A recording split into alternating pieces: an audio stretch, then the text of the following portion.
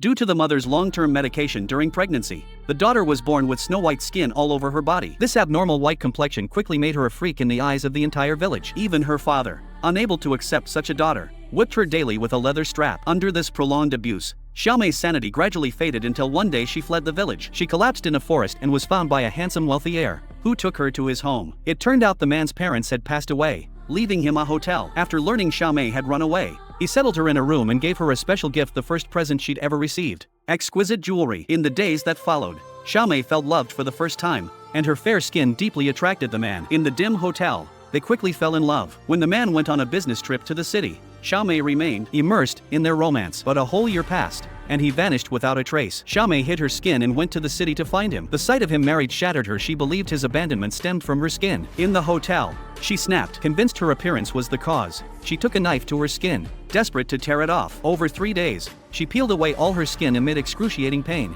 eventually dying from excessive blood loss. Years later, when the hotel reopened, a cleaner on her first day heard continuous crying from the 3rd floor.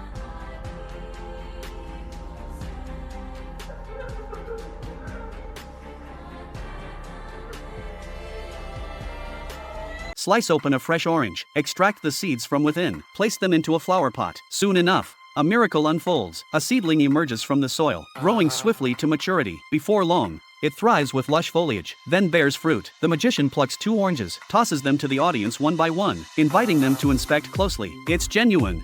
He then approaches a lady. She opens a box. The handkerchief has disappeared. Turning back to the magician, 2 butterflies are dancing, dangling the handkerchief in their grasp. How on earth did he manage that? Witnessing such a spectacular performance, the audience bursts into enthusiastic applause. This is 1909, a time when science was less advanced. The magician's act seemed almost like real magic to them. With his masterful talent, he enchanted countless spectators, amassing a fortune. Even the royal family knew of his renown. The prince brought his future princess, making a special journey to attend his show. This time, the magician performs an astral projection, requiring a volunteer from the audience. The prince immediately stands. Everyone expects him to step onto the stage, but surprisingly, he points to his fiancée beside him. An assistant brings a mirror. The princess walks toward the stage. As she draws nearer, the magician's expression turns increasingly astonished. It turns out he knows this woman. The woman pushes a log into the water and swims swiftly toward the lake's center. Once there, she dives sharply toward the bottom, where a sunken airplane lies. From the wreckage, she retrieves some snacks and a walkie-talkie, then quickly surfaces. As she prepares to swim ashore with the supplies,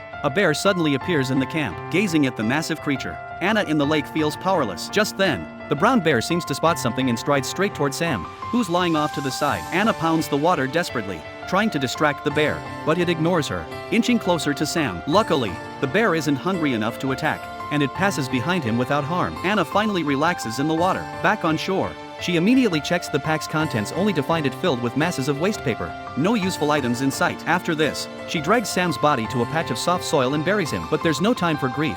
She must plan for survival. Attempts to catch fish with her hands fail, so Anna uses an earring as a hook, tying it to a stick with cotton thread to make a simple fishing rod. Soon, a fish bites, but the fragile cotton can't withstand its weight. Left with no choice, Anna enters the jungle, where dangerous animals lurk, yet survival leaves her no alternative.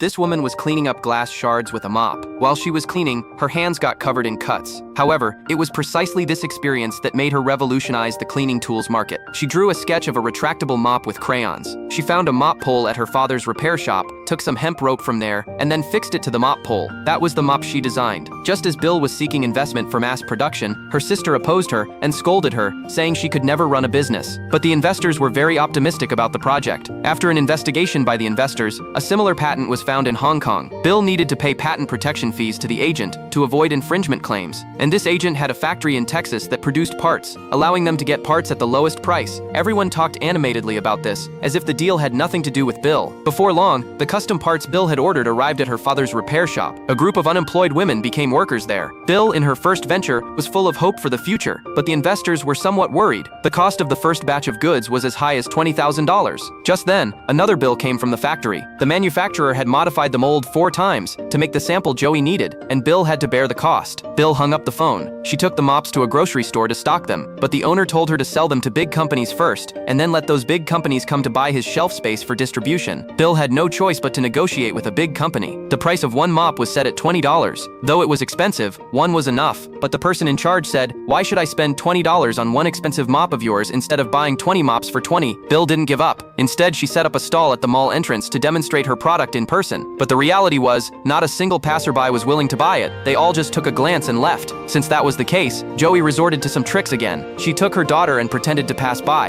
expressing great appreciation for the product. While Bill was putting on this act, the police came and confiscated her products. Even though Bill begged bitterly, the police were unmoved. At that moment, a man was watching Bill intently. A girl with an unplanned pregnancy knocks on a black man's door. He's shocked to see her, but she shrugs casually. Surprise! At the sight of her swollen belly, his smile fades instantly. Without pressing, he leads her inside and starts cooking. When steaming dishes hit the table, she asks to stay temporarily. He nods, but with a condition: don't piss me off. It seems simple, so she agrees without hesitation, just as he barged into her life years ago. One morning long ago, Charlie woke up for breakfast and found a stranger frying eggs in her kitchen. The uninvited black man startled her, so she raced to wake her mother, but her mom wasn't surprised. "It's okay, baby," she smiled. "This is Mr. Church, our new cook." They'd never had a cook before, hired by Charlie's unknown father. Mr. Church arrived after he died. Tasked with caring for them, Charlie lost her appetite for the food and eyed Mr. Church with distrust. Years back, her mother Mary fell in love with a married man. She ended the relationship to avoid mistakes, then raised Charlie as a single mother. Now, the father's late kindness felt like an intrusion. When Mr. Church served a fancy breakfast, Charlie insisted on cereal. Mary chided her for wasting his efforts, but Charlie stormed off. She resented everything tied to her father. Their simple, orderly life had been perfect before he interfered. "He'd have married you if he cared," Charlie snapped, hitting a raw nerve. Mary didn't scold her, only promised Mr. Church would leave soon. In Charlie's eyes, her mother was an angel, kind and loving. What she didn't know,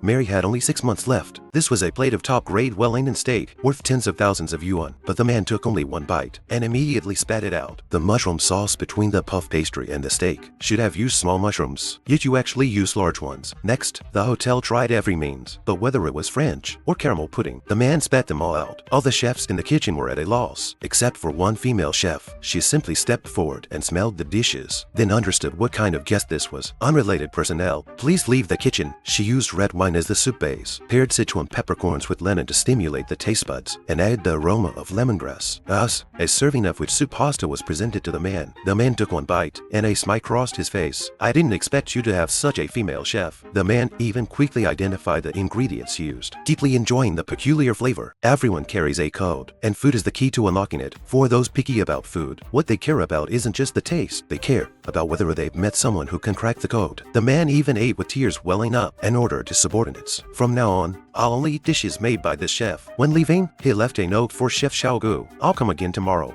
For exactly 20 years, a man has been hiding in someone else's wardrobe. When he needs to use the bathroom, he sneaks out to use their toilet. While the couple is at work, he opens the fridge to find something to eat. Why hasn't he been discovered for so long? The story begins when he hid in an antique wardrobe loaded onto a truck to evade debt. When he emerged, he found himself in a stranger's bedroom. Just as he prepared to leave, he heard footsteps on the stairs. In a panic, he ducked under the bed. There, he overheard the homeowners talking. The wardrobe was an antique left by the wife's grandfather, placed in the room but never used. Seizing the chance to hide, he decided to take refuge inside the wardrobe temporarily. At night, when the couple fell asleep, he carefully crawled out from under the bed. But instead of escaping, he quietly returned to the bedroom and hid under the bed again, planning to wait out the night. The next morning, after the family left for work, he emerged, shaving with the husband's razor, taking a shower, then making breakfast by soaking biscuits in milk from the fridge. What he did next was even more bizarre. He moved the antique wardrobe, dismantled the door of the white cabinet behind it, and removed the rear partition of the antique wardrobe, creating a secret passage between the two. Just then, he heard someone coming home. He quickly hung up clothes, crawled into the antique wardrobe, reinstalled the partition, and hid inside the white cabinet. But was his scheme truly flawless? That night,